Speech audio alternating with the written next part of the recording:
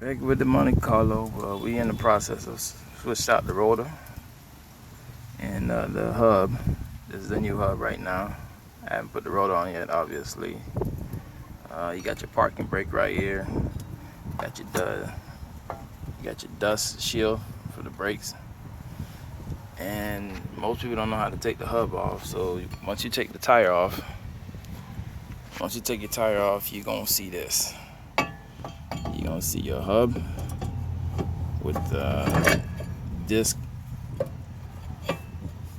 with the disc rotor attached to it. You're gonna have your caliper mounting bracket right here. You're gonna have your caliper right here. So of course you're gonna have the brake shoes in between. So you'll take the caliper off. You take your caliper mounting bracket off. Put them somewhere where there's no stress on the brake line. You don't want any stress on the brake line. Then you'll take the rotor off.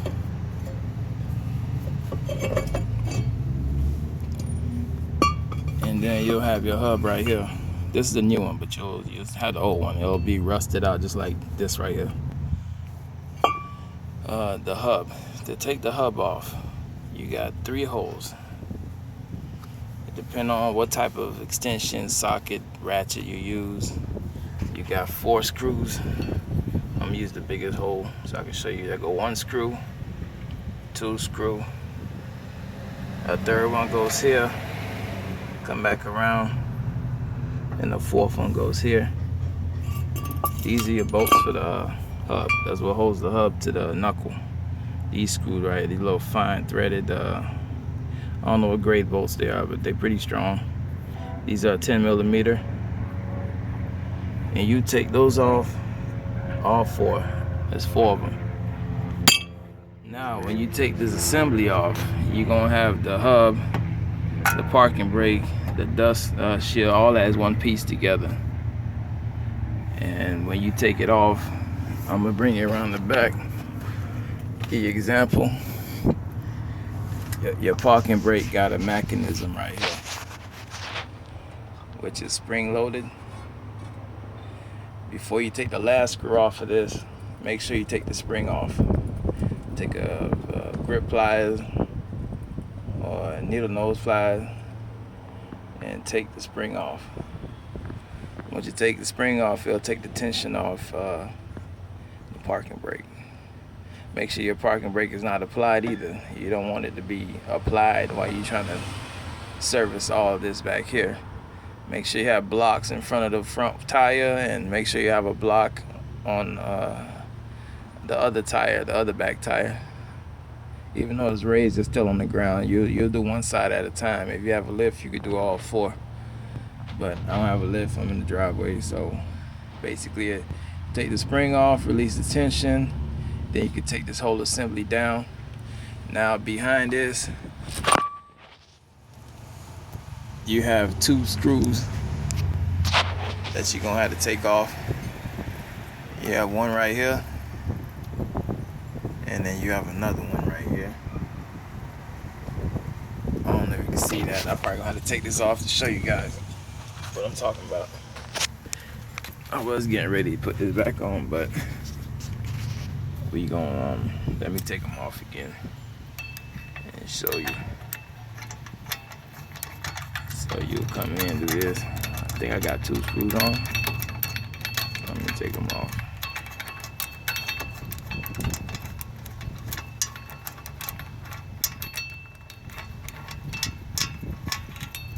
There go one right there. And then I'll rotate this to the next side and take this one off.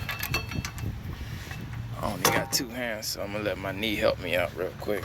That way I can show you guys what I'm doing. My parking brakes, they still got meat on them, but I changed these maybe, what, 3-4 years ago? No, I think it's been, what, 2 years? 2 or 3 years ago? I don't remember. I know I got a video on it when I put these on. And they do get used from time to time. But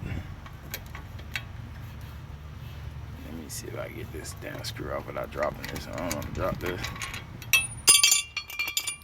Yeah, one more thing. Before you take this off, there's a plug back here for the ABS sensor. That has to be unplugged or you're going to break that straight through. Anyway, when you take off the plug and you release the spring right here, I'm not taking off the spring because I already did it. You're going to fold this down and it'll fall like this. And this is what you'll be having in your hand right here, this. In order to take the hub off and free it from the dust shield, you're gonna have to take this screw off, that screw off, and you'll have to slide this. Without the spring, of course, you can push this that way, and you can take this little plastic right here, take it off, and you'll push all this together, and then this will push back and it'll slide through, and you can free that away from here. But these screws have to come off in order for you to take the hub off, because down here in here, I don't think the camera's gonna be able to show you it, but the actual hub sits behind this cylinder right here for the e-brake. So the hub sits behind it, so you're gonna have to take this off, this whole assembly off. You're gonna take these two screws off to get the hub off, and then you'll just reverse the process and put it back on. Make sure you take your time. You don't want to break anything. These hubs are expensive, and that's about it. It's just me here working. I had no help, like I usually don't.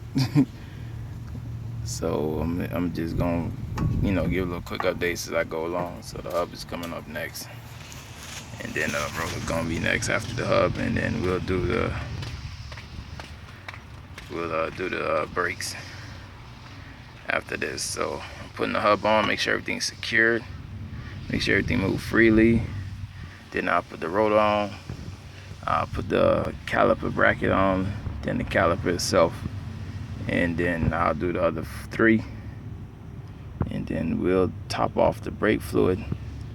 And I'm getting ready to do a brake fluid flush next. It won't be anytime soon, but I will be flushing my brake fluid, and hopefully I'll get a chance to show y'all the process. If not, then y'all could just watch other videos on YouTube that illustrates how you bleed and flush the brake fluid, which is something you do every, I don't know, I'll probably recommend every 50,000 miles or so. Nowadays it's a lot. It depends on commute, but people go the hell and back to get to work sometimes. So, but that's about it. We here swapping out the hubs. The old one was kind of loose, and you can hear it vibrating, humming when you're driving. So I decided to change all four. So this is just the first side. This is the rear driver's side, and I'm gonna mount this all up, and I'll give y'all a picture of how it looks with the new slotted rotor on and whatnot. So that's about it. It's just a quick update. Any questions, you can send a comment or whatever.